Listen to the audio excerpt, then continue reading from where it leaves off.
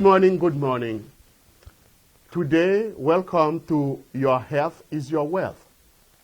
And we know we cannot have an effective health promotion program without patient participation. And today, we have with us other physicians who understand it the same way and who are willing to participate in the process because your knowledge about the fact will set you free. And some physicians feel the same way. So we're going to get a campaign about health education. And that should be done in multi-languages because we know some communities are living in their bubble. So language matter, culture matter. Today, we have with us one physician very interested in the matter, Robotham, who will participate in the program. Welcome to Your Health is Your Wealth. Thank you. Thank you. My name is Dr. Laura Robotham. I'm a resident physician.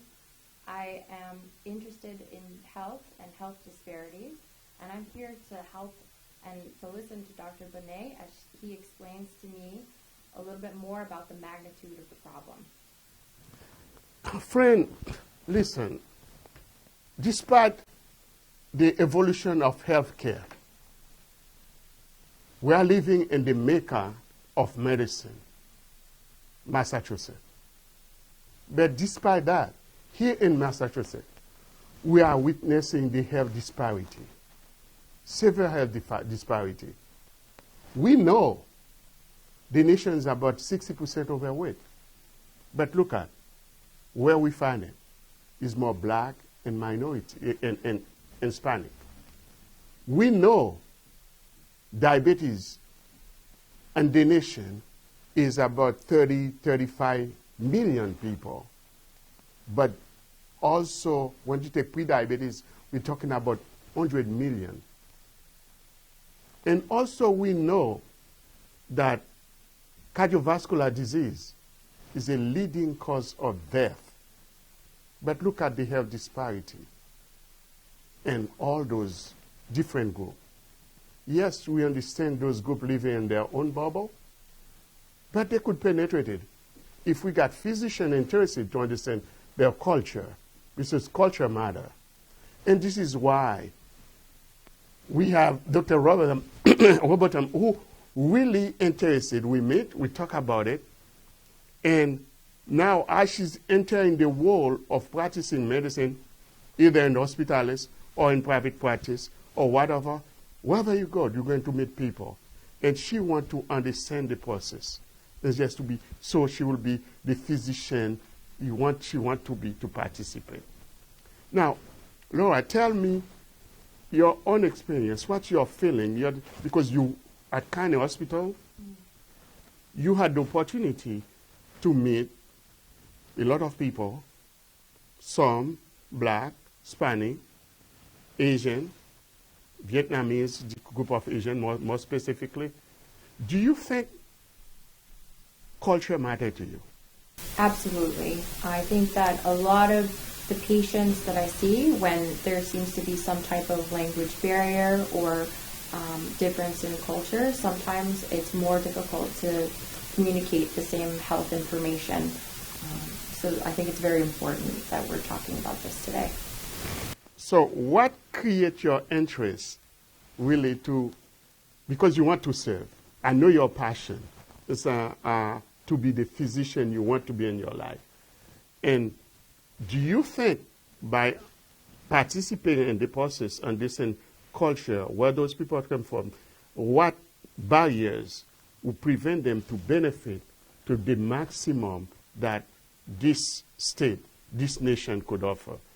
What makes you interested in that? I think that there are some barriers that as physicians we're not always immediately aware of. I think that the barrier of language and the barrier of culture sometimes come into play when we're trying to help patients adhere to a medication regimen or explain some of the differences in diet. So for me, I think it's really important to treat everyone and it's important for us to make sure that we're sensitive to these cultural and linguistic differences. Well, we at Carney, I remember we get a session at Carney's Culture and Medicine. We're not going to talk about it today, but let's look at where we are. Let's look at where we are as a nation. With 60% people overweight associated with sleep apnea, hypertension, diabetes, all the killers. And we think we cannot be effective in what we're doing if people do not participating in the process. Let's look at the demographic, where we are in diabetes, for example.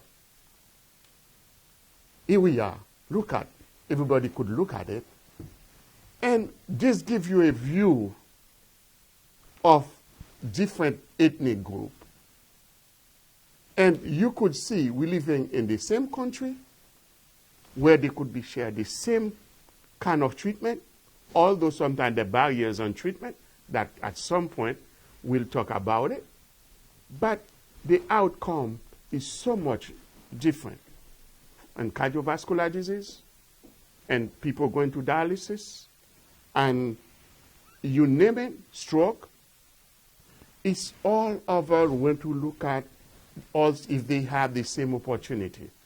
So our plan is to have people participate, educate them, and so they could participate in the process.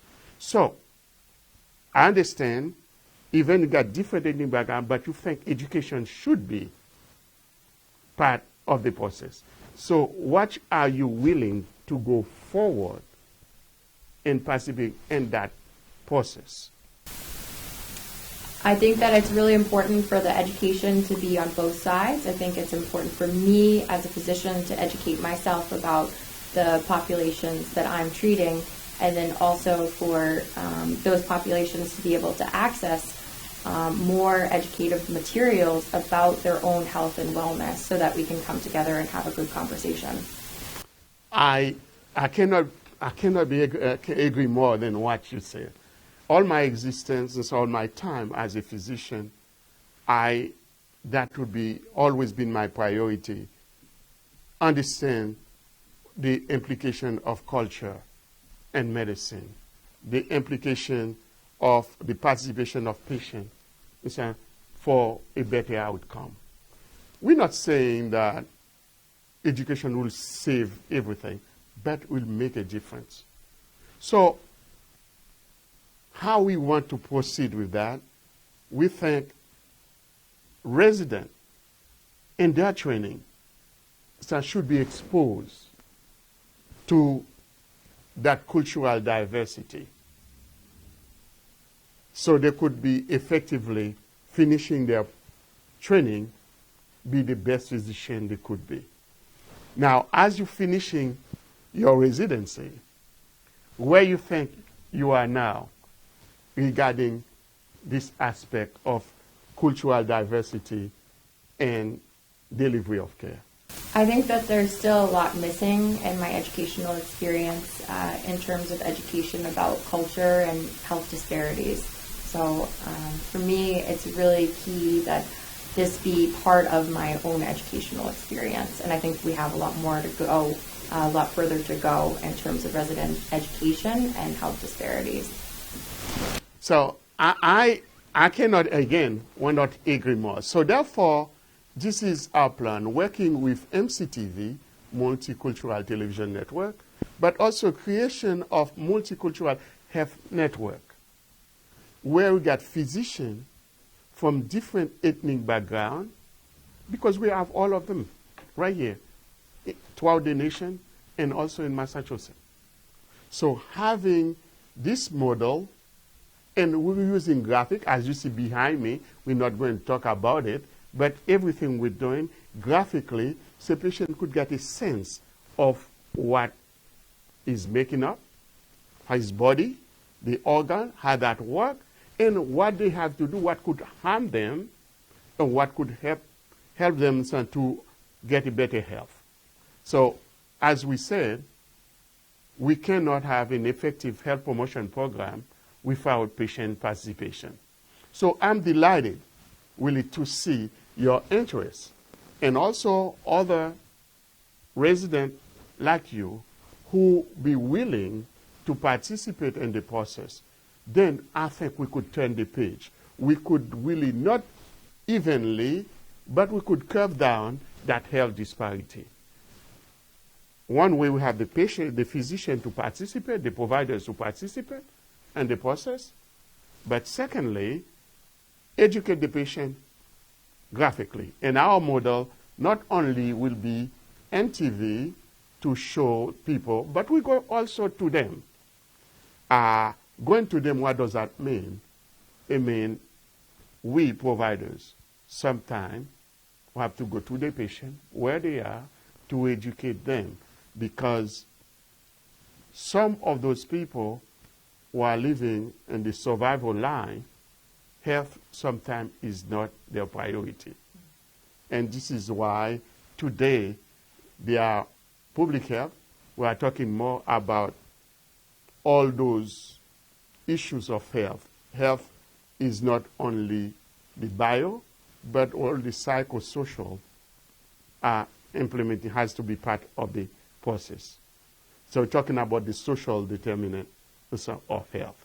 And tell me what you're about, because you go to learn about the biological provide best medicine. How important to think the social determinant to get a better outcome in what we are doing? I think that as a resident, when you're first finished with medical school, you have a lot of clinical knowledge, but learning how patients are able to truly access the resources that you think there should be able to access is very important. For me, for example, if I'm prescribing medication, but it's difficult for a patient to obtain that medication, or because of financial issues or logistical issues, or if it's difficult for a patient to exercise because there are problems with safety in their community, it's hard for me to understand a little bit more about where the patient's coming from in terms of their barriers to adherence of a medical program. Yes, I think I'm very encouraging to hear you and your finishing a career, your training, to get started in the real world of taking care of people, most likely in the community. Because, you know, sometimes academia not having the full grasp of the reality of the community. As I said, when people are living in the survival line, health sometimes is not their priority. It's as if I'm saying this guy who's a homeless doesn't have where their next meal coming from, and telling them, no, you cannot eat that burger because your cholesterol is too high. So there is reality of when talking about social determinant of health. And I'm very happy now see that they start looking at it as a cofactor for the outcome of whatever we're doing. You could go to the best institution, get the best care, and continuing care, if it's bad, is just wasting the money and wasting the life. So it's important that institution, academia, understand all those social determinants of health. And sometimes they're not making the effort, but those communities are living in their own bubble. Sometimes we cannot access them. So it's important that for the physician could understand all those factors. And sometimes using their own one to allow them to penetrate that bubble and deliver the best message and providing the best care. So we're not planning to dissecate the healthcare in different groups. And your presence is here, prove it. Because you will say, okay, the person, I'm Caucasian, I'm not really interested to know about that. But it's the people you're going to serve. And understanding who they are, providing the best, provide your best ability to provide the best care. So, talking to your fellow physician in the training, do you see, or talking to other physicians, do you see that interest to understand those ethnic minorities to provide better service? I do see interest. I think that sometimes it's difficult when physicians are first starting to treat patients within the hospital setting, that I think it's difficult for them to realize that sometimes what they're prescribing isn't accessible to their patient. And I think for the first year of practice, at least, there's a big learning curve in terms of understanding what the implications are for each patient about the treatment regimen that you prescribe to them. Well, very important. For you who are looking at us or listening to us, the matter is very complex. We not say it's that easy. But we could really resolve it if we have that passion and the interest. And also, regardless of interest, we cannot do it for people. So this is the purpose of our discussion today. And I hope also you'll be part of the process, part of the discussion. Because regardless of what we're saying, we have to go to what I said, to the field, to the lab, which is where people are, in their church, in your senior citizen housing, and all the school, for people to participate, to understand what is at stake. Because as we're looking now, there's already projection, I think in 2035, they probably see cardiovascular disease alone could cost $1.3 trillion. Talking about money, but talking about life. So I think there's an imperative, there's the necessity for us and medical society to get more involved, and community to get involved. And I'm delighted as a resident finishing your training and to participate, to see the necessity to really participate in it. Before we take a break, I would like to know, how are you going to convey your passion to other physicians in training? I think that there's already a lot of interest there. I think that a lot of physicians don't want to have their patient leave an encounter feeling frustrated that they can't adhere to the medical regimen that was prescribed to them. So I think that a lot of physicians are very interested already, and for me, explaining how we learn a little bit more about our patients and then how to help our patients understand some of what's at stake is going to be very important. Friend, that was a pleasure to have you with us today, talking about an issue which is so dear to us, our life. Health, your health is your wealth. And I hope the session you've been followed could be helpful, and we be waiting for your participation, your answer, your question. And also it was a pleasure, real pleasure, to have with us Laura, who shows that great interest to serve fully, not partially, but fully in all aspects. So before we say goodbye to people, Laura, I would like to say the last word to them. Thank you. For me, I just appreciate being part of this process in terms of learning about my patients, and then also trying to make sure that they have access to health education as well. So I want to thank all of you for allowing me to be part of this process as I continue to learn and continue to learn to be a better physician. Yeah, friend, that was our first of the program, but I would tell you it won't be the last. It's just a beginning. We have to look at all aspects of medicine, and we promise you we'll be back by next week for another edition of the similar program. That was a pleasure. See you next week.